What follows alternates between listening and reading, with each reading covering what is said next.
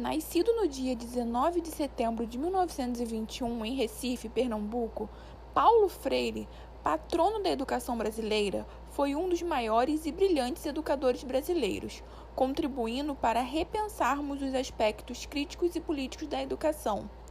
Seu contato com as camadas populares por meio da sua atuação como diretor da Divisão de Educação e Cultura do Serviço Social da Indústria, o SESI de Pernambuco, e por meio de sua participação no Movimento de Cultura Popular de Recife, formaram a base de seu método de alfabetização e de todo o seu pensamento pedagógico e político, que compreende a educação a partir de seu movimento de reinventar os processos de formação do ser humano com base na autonomia, dialogicidade, libertação e conscientização. Ainda criança, Paulo Freire experimentou um processo de alfabetização dialogado com o seu mundo e com suas vivências, sendo alfabetizado pela mãe com palavras de seu universo vocabular. Paulo Freire, desde cedo, incorporou para si a importância da educação enquanto um fenômeno que, voltado para a libertação do sujeito, precisa realizar-se de forma conjunta entre texto e contexto. E apenas partindo do diálogo entre linguagem e realidade é que a educação ganha sentido. E assim, Paulo Freire, ao longo de sua atuação, sobretudo tratando a respeito da educação de jovens e adultos, construiu um método revolucionário de alfabetização, que buscou romper com uma concepção de educação voltada para a domesticação dos educandos. Uma alfabetização comprometida com as múltiplas realidades vivenciadas pelos alunos, numa aproximação entre sujeitos, professores e alunos, voltados para a construção de conhecimentos acerca do mundo que os cerca, refletindo-os sempre criticamente. Em sua obra Pedagogia do Oprimido, Freire trouxe o conceito de educação bancária, no qual faz uma analogia entre o banco e a educação e fundamenta suas críticas a respeito do funcionamento e dos objetivos do sistema educacional brasileiro, onde os alunos são vistos como um depósito de conteúdos, não sendo colocados como aprendizes ativos dentro de seus próprios processos de aquisição de conhecimento, onde o professor apenas transfere ou deposita o conhecimento. O educador defendia uma educação voltada para a libertação dos indivíduos, onde apenas por meio do diálogo entre educadores e educandos, através da dialética com o mundo que os cerca, que o aluno se insere e vivencia seu processo de aprendizagem como sujeito crítico e participativo, deixando de ser visto como um indivíduo passivo, mas consciente de si mesmo, dos outros e do mundo, capaz de atuar e transformar a própria existência. Na obra A Importância do Ato de Ler, Paulo Freire traz falas reveladoras de conceitos fundantes do seu pensamento e do seu método para alfabetizar. Sua proposta de alfabetização torna imprescindível que os programas de alfabetização carreguem planejamentos que incluam palavras do universo vocabular dos educandos e não unicamente de experiências dos educadores.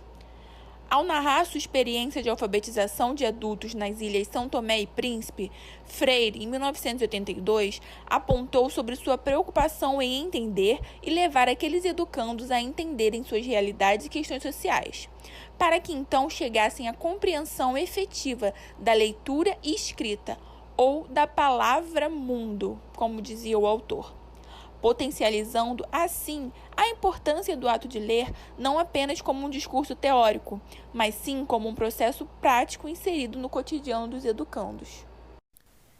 O método de alfabetização de Paulo Freire foi desenvolvido a partir de pesquisas realizadas entre as décadas de 40 e 60, inspirando comprometimento com aspirações democráticas e inerentes a acontecimentos políticos, como a ditadura Vargas e a redemocratização.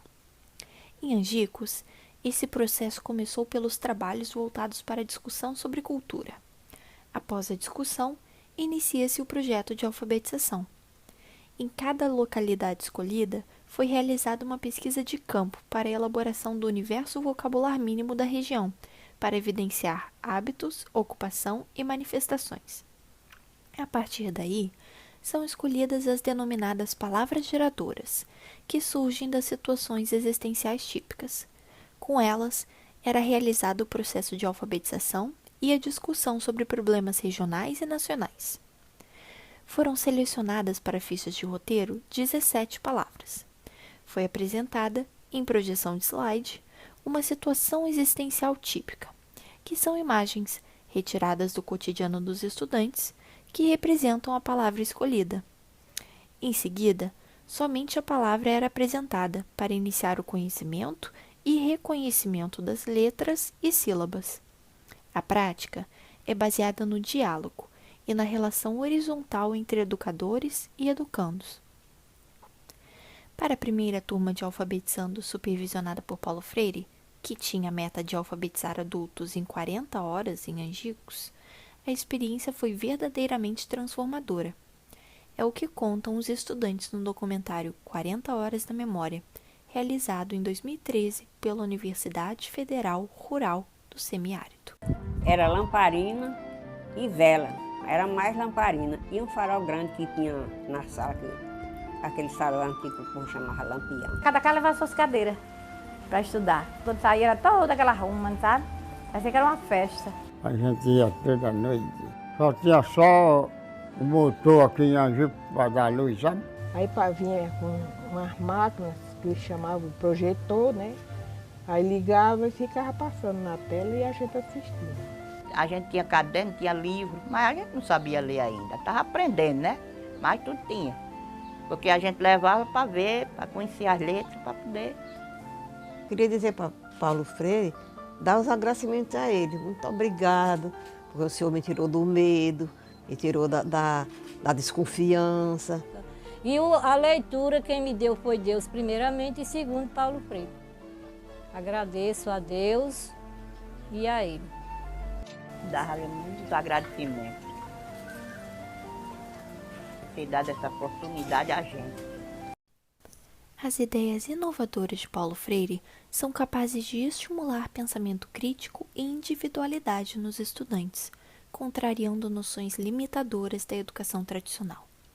Na alfabetização emancipadora, o aluno não só aprende a ler e escrever, como também adquire autonomia pelos ensinamentos, essencial para o pleno exercício da cidadania. A partir desses processos, a educação pode ser libertadora. O legado de Freire provoca em nós o desejo por um país letrado, enfrentando a triste realidade do analfabetismo. Hoje, suas concepções perseveram de inúmeras formas, desde trabalhos acadêmicos até práticas em sala de aula, como na Escola da Ponte, em Portugal. Assim, as 40 horas de Angicos devem ser relembradas e debatidas, a fim de estimular o espírito de mudança social. Por fim, uma citação de Silva e Sampaio. Todo e qualquer educador que tenha de algum modo corrido os olhos na pedagogia freiriana saberá dessa sua experiência.